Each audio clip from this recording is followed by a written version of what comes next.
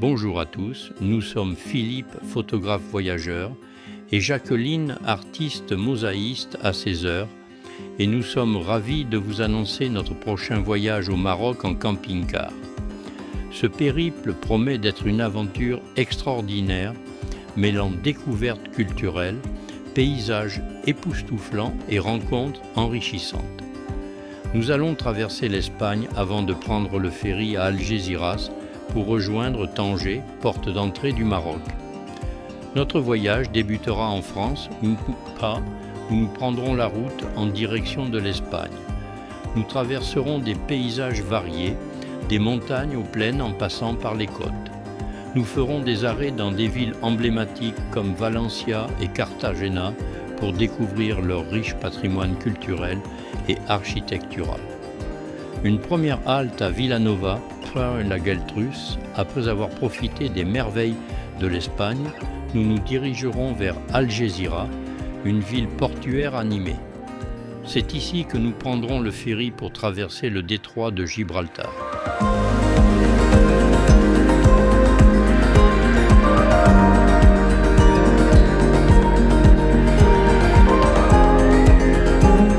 La Cité des Arts et des Sciences de la Science de Valence, en Espagne, est un complexe architectural impressionnant qui attire des visiteurs du monde entier. Le complexe a été conçu par l'architecte Santiago Calatrava en collaboration avec Félix Candela. Son architecture futuriste et ses structures distinctives en font une icône de la ville. L'hémisphérique, un bâtiment en forme d'œil qui abrite un planétarium, un cinéma IMAX et un laserium, musée des sciences Principe Felipe, un musée des sciences interactif qui encourage l'apprentissage par l'expérimentation.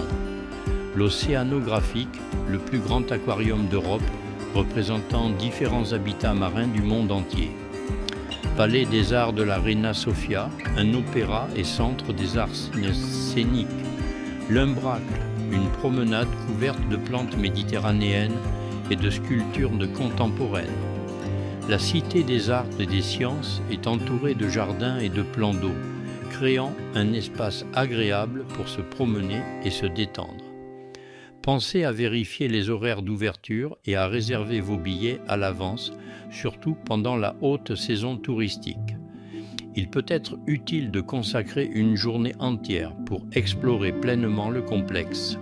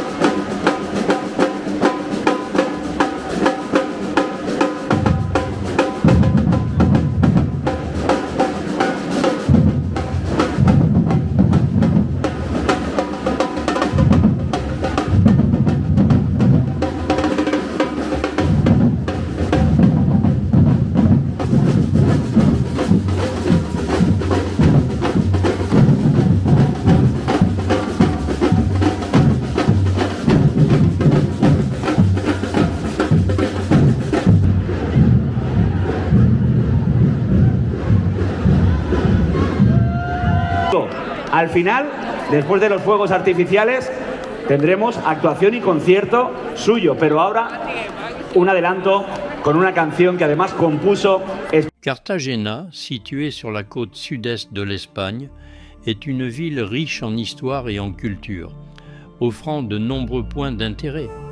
Le théâtre romain de Cartagena est l'un des sites archéologiques les plus remarquables de la ville et un incontournable pour tout visiteur intéressé par l'histoire. Le théâtre a été découvert par hasard en 1988 lors de travaux de construction.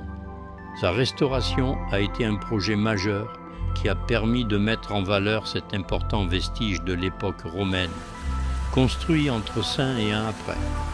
Jusqu'à l'an après Jésus-Christ, sous le règne de l'empereur Auguste, le théâtre pouvait accueillir jusqu'à 7000 spectateurs. Il témoigne de l'importance de Cartagena, alors appelée Carthago Nova, comme centre culturel et politique de l'Hispanie romaine. Le théâtre est un exemple classique de l'architecture romaine, avec une cavea, gradin, semi-circulaire, une orchestra, espace réservé pour les spectacles, et une scène richement décorée. Les matériaux utilisés, comme le marbre et le calcaire, montrent le soin apporté à sa construction. Le musée du théâtre romain a été inauguré en 2008. Le musée attenant offre une expérience immersive permettant aux visiteurs de mieux comprendre le contexte historique et culturel du théâtre. Il présente des artefacts trouvés sur le site, des maquettes et des expositions interactives.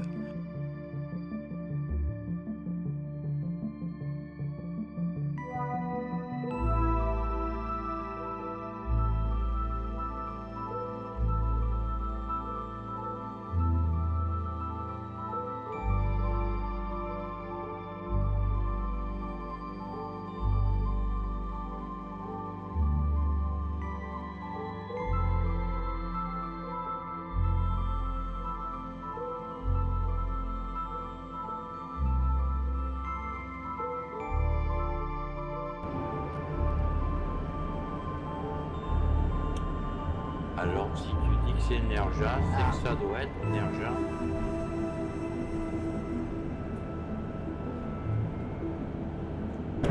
Et ça, c'est quoi alors, Jacqueline? Valbuena. Ah, attends, j'en sais rien.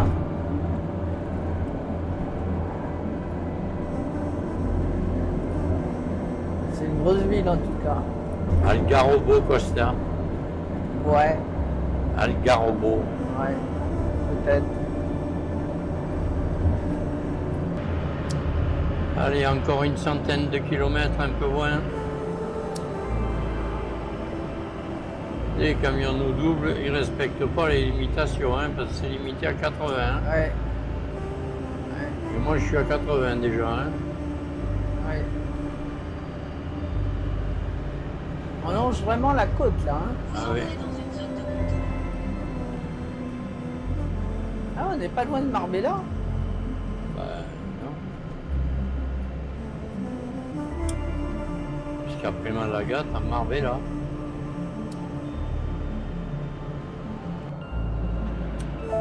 Et voilà, Estepona, 42 km avant Algeciras.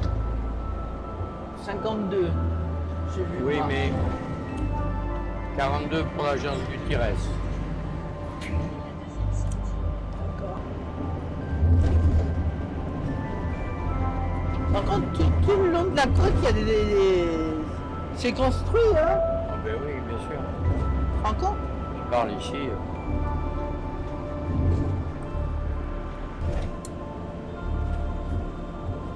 Si on n'est pas trop bas. On Oui. se rapproche. Voilà le rocher de Gibraltar en face, là-bas. Oui, c'est bien lui.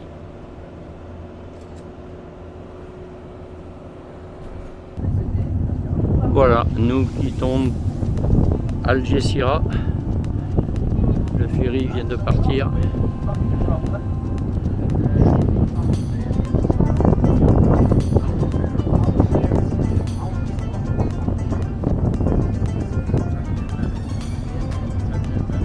Le rocher de Gibraltar. brume. Vendredi.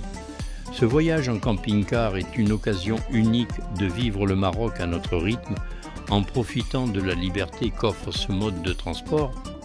Nous sommes impatients de partager nos découvertes avec vous au fil de notre voyage. Merci de votre attention et à très bientôt pour le récit de cette belle aventure. Pour ne rien manquer, abonnez-vous et surtout, laissez-nous vos commentaires constructifs. Au port de Tangemed. Après 1h30 de traversée.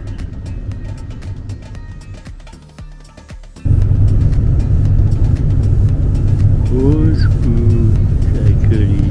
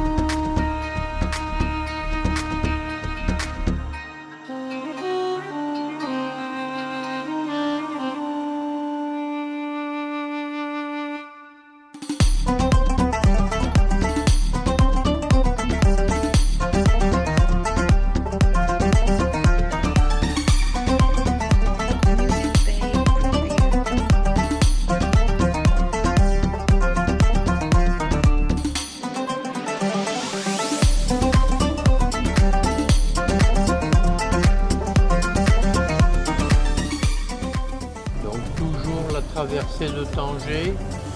Tous les commentaires précédents n'ont pas été enregistrés parce que j'avais oublié de brancher le jack.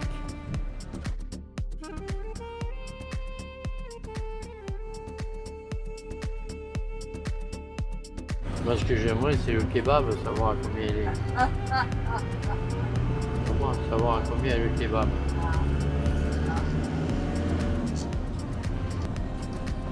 C'est pas les voitures, c'est les mecs qui traversent de... Ouais. Ah, il faut avoir les yeux partout là. Ah, mais là, t'as intérêt à avoir les yeux partout.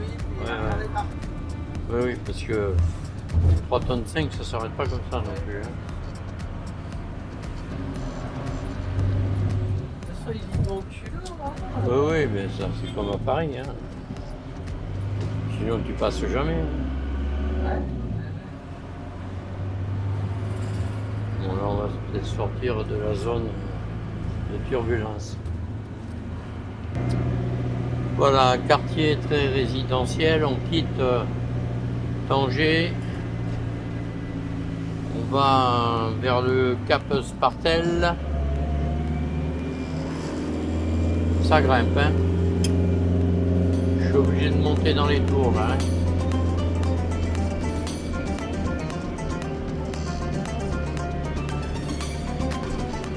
Il y a de la belle demeure là.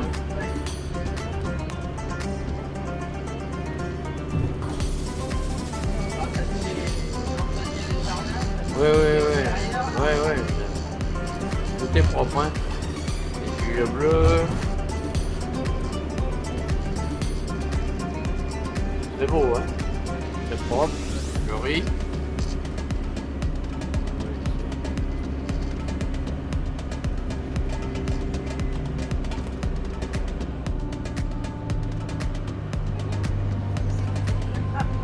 Il a fait bonjour.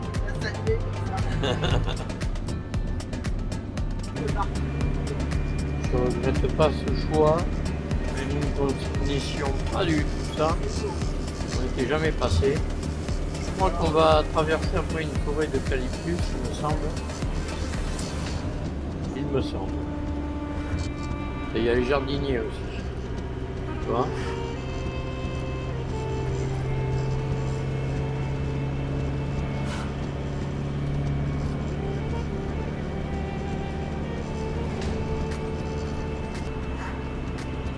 Bon, nous sommes en approche du Cap Spartel. Cap Spartel, normalement, si ma mémoire ne me fait pas défaut, C'est là qu'il y a la jonction entre la Méditerranée et l'océan Atlantique. Voilà. Alors, où c'est que tu stationnes là? Je sais pas. Hein. Oui, voilà, il y a le phare là.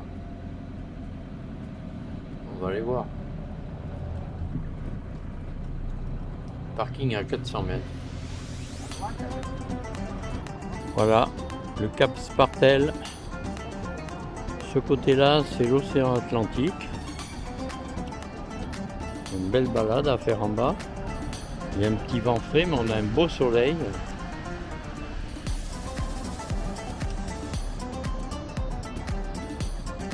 Et de ce côté-là, c'est la mer Méditerranée.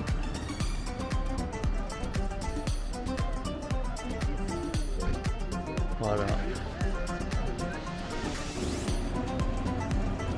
Ah si, là, c'était marqué. Ouais, à droite. Ouais, à droite. Voilà. Tu vois? À droite. Oui, oui. Ben, c'est ma trace.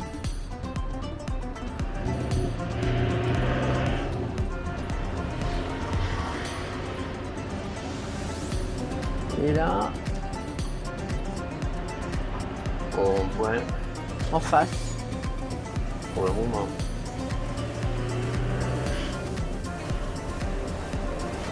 C'est tout droit.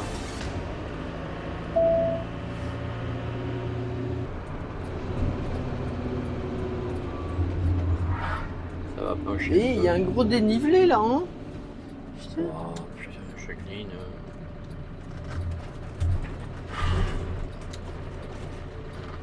Ça va pas tomber, hein. Bah tiens. Faudrait que tu descendes.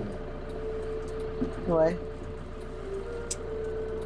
La Médina d'Asila est un joyau pittoresque situé sur la côte atlantique du Maroc, à environ 40 km au sud de Tanger. Fondée au 8e siècle, Asila a une histoire riche marquée par diverses influences, notamment phéniciennes, roumaines, portugaises et marocaines. Elles sont bon en plus, hein.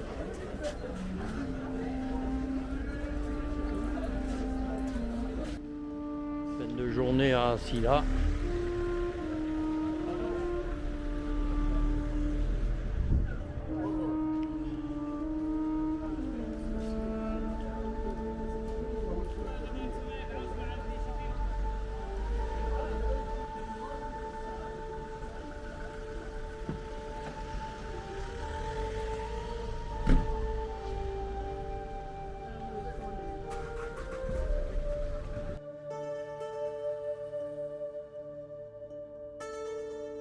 Bab Omar, la porte principale de la Médina, qui offre une entrée majestueuse dans la vieille ville.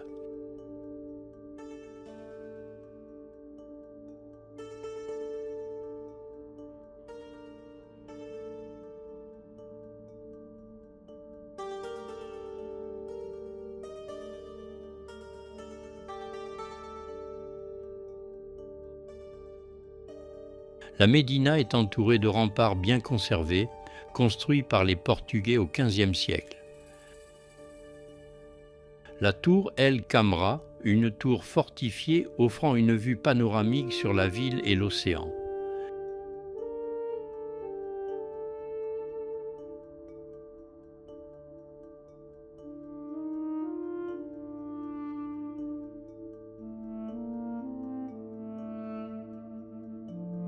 Se promener dans ces ruelles étroites et admirer les maisons blanchies à la chaux avec leurs volets et portes aux couleurs vives, typiques de l'architecture andalouse. Asila est célèbre pour son festival culturel annuel qui se tient chaque été. À cette occasion, des artistes du monde entier viennent peindre des fresques murales dans la Médina, transformant les murs en une galerie d'art à ciel ouvert. La ville abrite également plusieurs galeries d'art et ateliers d'artistes locaux, offrant un aperçu de la scène artistique dynamique de la région.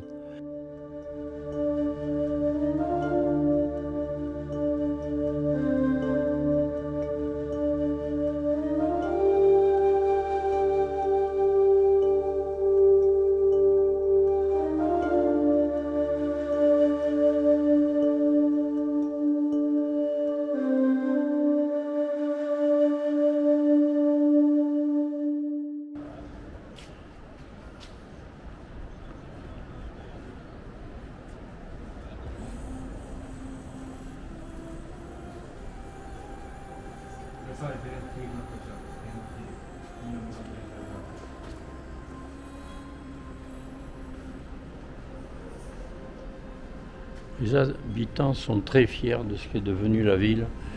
Grâce à ce festival, les gens ont essayé de maintenir la ville très propre.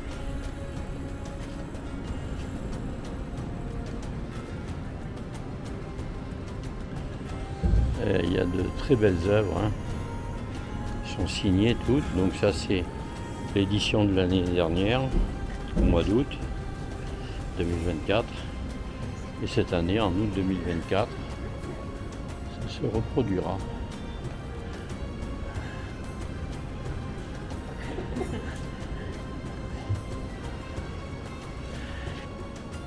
Ah, j'adore cette ville, très propre, vraiment impressionnant. Les gens sont très fiers de ce qui est devenu Asila, qui pendant très longtemps a été vraiment une porcherie monumentale. Je ne sais plus dans quelles années.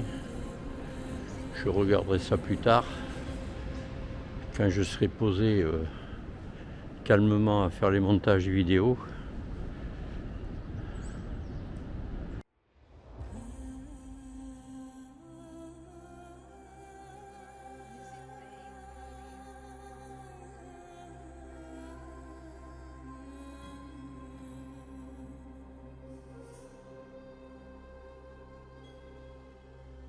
Asila est connu pour son atmosphère paisible et détendue.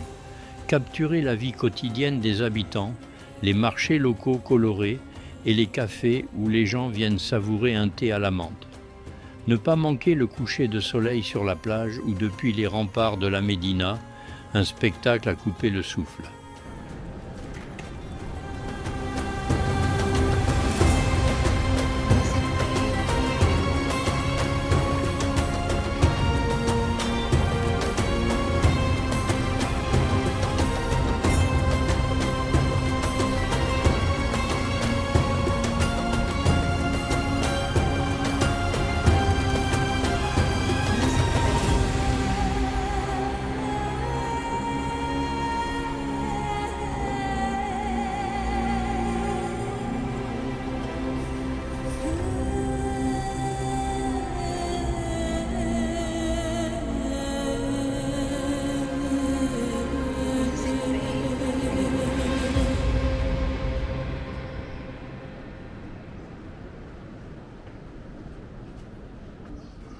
Il y en a un peu partout.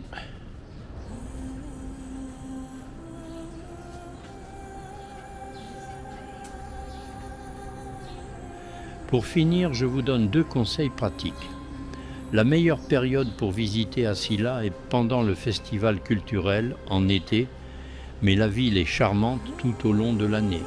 Portez des chaussures confortables pour explorer les ruelles pavées et apportez votre appareil photo pour capturer la beauté des lieux. Alors les fraises, c'était 1,80 € le kilo.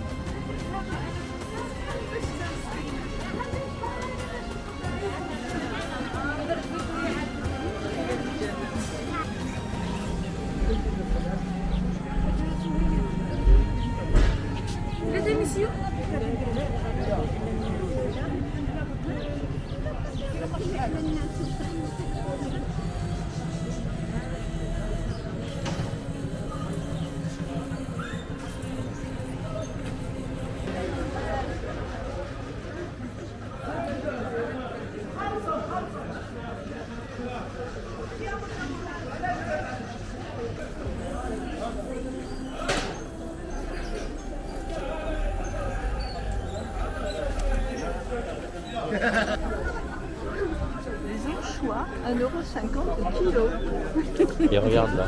Les crevettes, 7 € le kilo. Regarde celle-là. C'est les cigales, c'est ce que Marie a mangé l'autre jour là. Et qu'elle adore. Fais la photo à Marie.